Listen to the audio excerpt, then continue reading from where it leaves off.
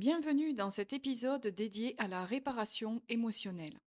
Aujourd'hui, nous allons explorer ce concept essentiel, souvent négligé, qui est la clé d'une vie épanouie. La réparation émotionnelle consiste à reconnaître, comprendre et guérir nos blessures intérieures. À travers ce voyage, nous allons apprendre comment transformer la douleur en force et avancer vers un avenir plus serein et plus juste pour soi. La réparation émotionnelle fait référence à un processus de guérison de nos blessures émotionnelles.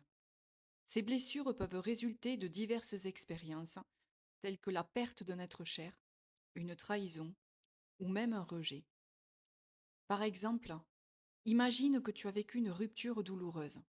Cette expérience peut laisser des cicatrices émotionnelles qui, si elles ne sont pas traitées, peuvent affecter tes futures relations. Alors comment se manifestent en fait ces tensions sur ton corps? Les neurosciences ont démontré que nos pensées ont un impact direct sur notre physiologie. Lorsque nous ressentons des émotions négatives, notre corps libère des hormones du stress qui provoquent des tensions musculaires et des inflammations. Ces tensions peuvent se manifester au niveau du dos, de la nuque, des jambes, mais aussi au niveau du système digestif. Si ces tensions persistent, elles peuvent évoluer vers des maladies chroniques. Il est donc essentiel de prendre conscience de l'importance de gérer ses émotions pour préserver sa santé physique. Alors, un exemple concret, le mal de dos, un poids sur les épaules. Imagine que tu portes un sac à dos rempli de pierres. Ce sac, c'est tout le poids de tes soucis, de tes frustrations, de tes peurs.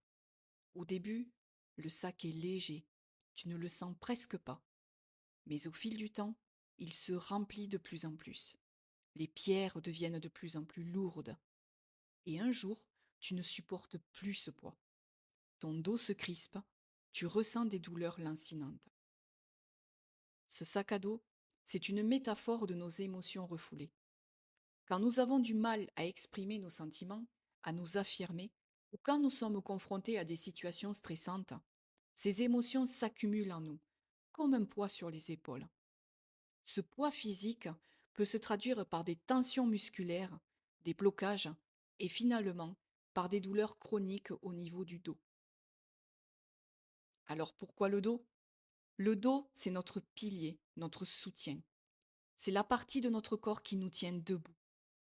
Quand nous avons du mal à porter le poids de nos émotions, c'est notre dos qui en souffre en premier.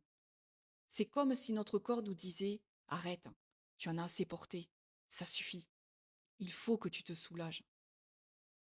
Alors que faire? Pour soulager ton mal de dos, il est important de ne pas seulement traiter les symptômes, mais aussi de s'attaquer à la cause du problème, au fond du problème. Cela signifie apprendre à identifier et à exprimer ses émotions, à lâcher prise et à se faire aider, évidemment, avec de bons praticiens. Des techniques peuvent aider comme la relaxation, la méditation, mais il est primordial de te rendre acteur de ta propre auto-guérison. Alors comment activer son auto-guérison et sa réparation par soi-même? En premier lieu, reconnaître sa douleur. C'est-à-dire que la première étape consiste à reconnaître ce que tu ressens réellement. Cela peut être dû à un événement passé, comme une rupture, un deuil ou une trahison. L'action que tu peux entreprendre est de prendre un moment pour réfléchir à tes émotions. Quelle situation te cause cette émotion-là? Tristesse, colère, anxiété? Pourquoi? Qu'est-ce qui fait que tu réagis de cette manière-là? Et cela peut vraiment venir aussi d'un traumatisme et des blessures liées à l'enfance. Mais d'abord, identifie-la et regarde l'ampleur qu'elle a sur toi encore aujourd'hui. L'autre étape suivante est l'acceptation. Accepter que ces émotions font partie de ton expérience humaine. Il est normal de ressentir de la douleur et il est essentiel de ne pas se juger. Il faut vraiment que tu apprennes à devenir, toi, tes propres parents. En fait, ce qui serait bon est de comprendre que toi-même, tu peux te valoriser, t'encourager, pour retrouver une estimation de soi et surtout t'aimer. Pourquoi? Parce que tout passe par le soi. Tout passe par toi. Tu es le moteur de ta vie. Ta vie ne t'appartient qu'à toi, pas aux autres. Donc il est essentiel que tu t'apportes tout ce que tu as besoin pour toi, en toi. Plus tu vas t'apprendre à te réparer de l'intérieur, plus tu vas émaner vers l'extérieur. Dis-toi qu'il est acceptable de ressentir ce que tu ressens. Tu peux même t'écrire une lettre à toi-même pour exprimer cette acceptation. L'autre étape est d'exprimer ses émotions. Exprimer tes émotions est crucial à la guérison. Cela peut se faire par diverses manières, l'écriture, la parole, l'art, le dessin, peu importe la musique. Essaie d'écrire dans un journal, ou peut-être de lâcher complètement prise sur, encore une fois, des dessins, ce que tu veux, mais qui représentent ta douleur. C'est comme si vraiment tu l'expulsais de toi. Tu peux également partager tes sentiments avec un ami de confiance qui peut également être pour toi libérateur. Ensuite, analyse et réfléchis sur les causes et les leçons de cette douleur. Prends le temps de prendre conscience de cette douleur. Qu'est-ce que cela t'a appris sur toi-même et sur tes relations? Pose-toi des questions comme: quelles sont les leçons que je peux tirer de cette expérience? Ou comment puis-je éviter de répéter ces schémas à l'avenir? En t'écoutant, en ressentant tes émotions. Ce ne sont pas des pièges, ce sont des leviers qui te permettent d'actionner et de révéler ton potentiel puissant. Autre chose aussi, l'intégration des leçons. Intègre les leçons apprises dans ta vie quotidienne. Cela signifie changer certains comportements ou attitudes. Qu'est-ce que tu aimerais changer en toi? Comment? Rien ne sert de lutter, il faut juste en fait comprendre et t'accompagner, sans jugement, en douceur. Établis des objectifs personnels basés sur ce que tu as appris. Par exemple, si tu as réalisé que tu as besoin de meilleures limites dans tes relations, travaille cela. Travaille ta protection. Travaille à apprendre à dire non. Le non n'est pas ferme. Le non est une protection pour toi comme le respect pour l'autre et pour toi également. Pratique la pleine conscience.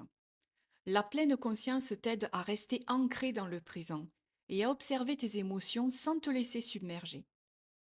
C'est-à-dire que tu vas t'enraciner au sol.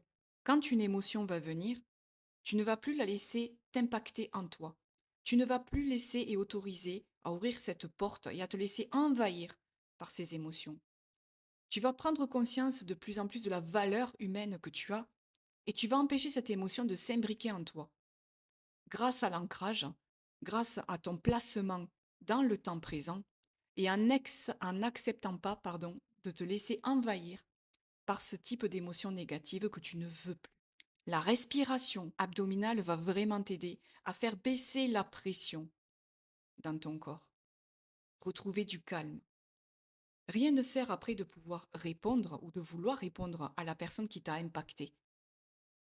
Mais les mots sortiront tout seuls naturellement, sans devoir lui dire quelque chose obligatoirement. Des fois, tu sais, les moments de silence sont peut-être les plus forts. Et ça a été déjà prouvé à plusieurs reprises. Tu peux aussi chercher de l'aide professionnelle. Parfois, le soutien d'un professionnel est nécessaire pour naviguer dans des émotions complexes. Donc, si tu te sens dépassé, surtout n'hésite pas à trouver un thérapeute qui peut vraiment te conseiller et t'aider. Engage des activités pour toi positives. Réinvestir dans des activités qui te passionnent peut favoriser aussi la guérison. Consacrer du temps à des activités que tu aimes, comme le sport, la musique, le bénévolat, la lecture, ces activités peuvent te donner du sens et une direction à toi pour t'ouvrir aux autres, mais pour t'ouvrir aussi à toi. Cultive des relations saines. Entoure-toi de personnes qui te soutiennent et qui te respectent et qui respectent tes émotions. Établis des connexions avec des amis ou des groupes qui partagent des intérêts similaires. Partager des expériences peut favoriser un sentiment d'appartenance. Et dernièrement, pratique la gratitude. La gratitude peut transformer ta perspective et t'aider à voir le positif même dans des situations difficiles.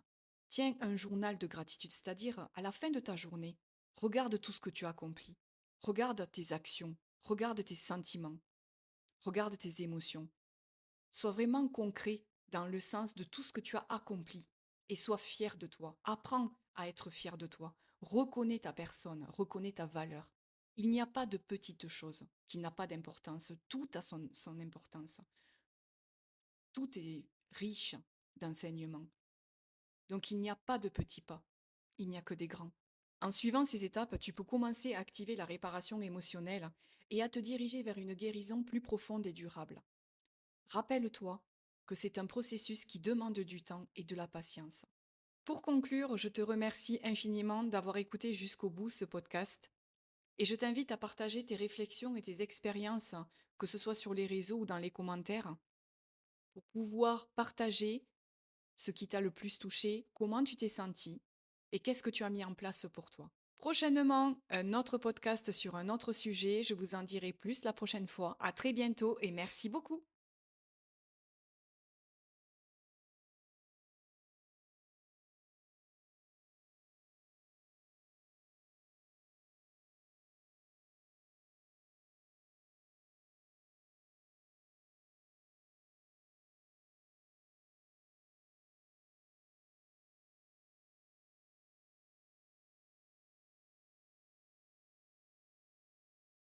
Pour conclure, je te remercie infiniment d'avoir écouté jusqu'au bout ce podcast et je t'invite à partager tes réflexions et tes expériences, que ce soit sur les réseaux ou dans les commentaires, pour pouvoir partager ce qui t'a le plus touché, comment tu t'es senti et qu'est-ce que tu as mis en place pour toi.